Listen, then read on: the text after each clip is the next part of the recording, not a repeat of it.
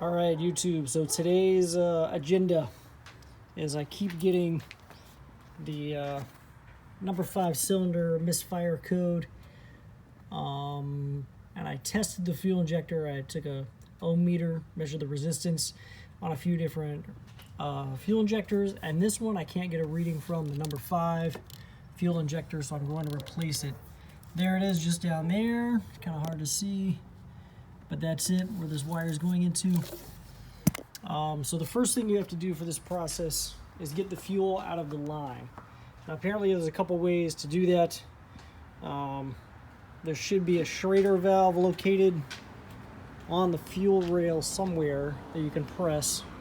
Oh, there it is, right there. Just down there, if you can see that little black cap. You would remove that cap, and there will be like a Schrader valve there. Just push that in. Some fuel will squirt out, but that will depressurize a line, and then you can go about removing the fuel rail. So here's the Schrader valve with cap removed, and I'm just going to take a screwdriver. Would probably be a good idea to put a rag or a cloth down first, but as you can see, not much comes out, so it's not that big of a deal. Okay, so we've got our better view here. That's a fuel injector right there. That's the one I'm going to get out, or show you how to get the plug out of it anyways. So there you can see that little bracket that you need to pry out. You're just going to stick your screwdriver just down in that little clip, if I can get it down in there, that is. See if I can keep the camera angle and get my screwdriver in my hand down there.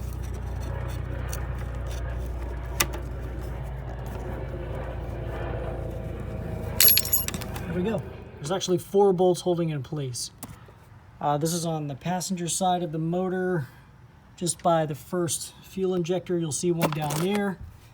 There's another one that's pretty hard to see, but you can kind of see the bottom of it there. It's going to be just on the other side of that fuel injector. And if you go to the other side of the motor, there will be 2 more in the same position. So go ahead and remove those. You're only going to need to remove that clip off the injector you're taking off, because you don't want actually the rest of your injectors coming disconnected from your fuel rail. So just remove it from the one injector that you have to remove.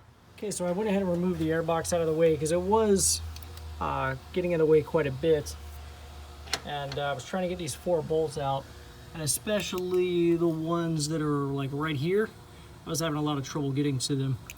So the one here and the one here. So I went ahead and removed the air box. That's going to make things a lot easier anyways. Okay, so I actually went ahead and popped the old injector out. You can see it laying on the ground, and popped the new one in, because as soon as I pulled the old injector out, I was just flowing fuel all over my engine. So I wanted to get that popped back in there really quickly. But you can see the new injector in place right there, sort of, kind of, behind all those hoses. But basically what happens is once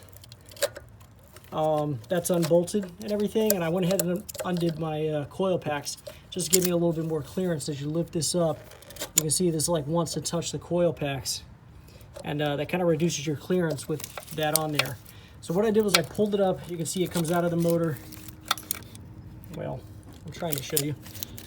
The fuel injector comes out of the motor, and it'd probably be better if you removed your coil packs. I didn't do it, but it definitely would make life easier. As at this point, all you'd have to do is take off the nut and pull it up and out of the way. So that might be a good idea if you're trying this. But basically what I did was I just lifted this up a little bit, the fuel rail, pushed it out from underneath the fuel rail, and that's when the fuel started flowing, and then I pushed the new one back up in there. It was kind of hard to pull it out and then push it back in. That was probably one of the most challenging parts of the whole thing, but I was able to get it in and out. From here, you're gonna put your clips back in. Okay, so to reinstall your clip back onto your fuel injector, it's pretty easy. Well, theoretically it's easy. And it may be actually easier to pull it up a little bit. Just kind of pop it back into position around your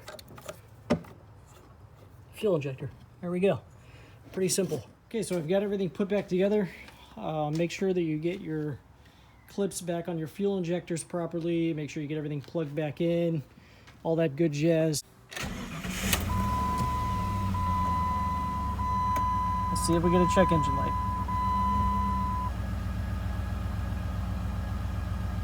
No check engine light, so it looks like this was a success. Make sure you check out my channel, make sure you hit the like button, and I thank you very much for watching. I've got like 300 other videos on my channel where I'm doing all kinds of stuff on all kinds of other cars, mostly some house stuff as well. So check it out, and thank you again for watching.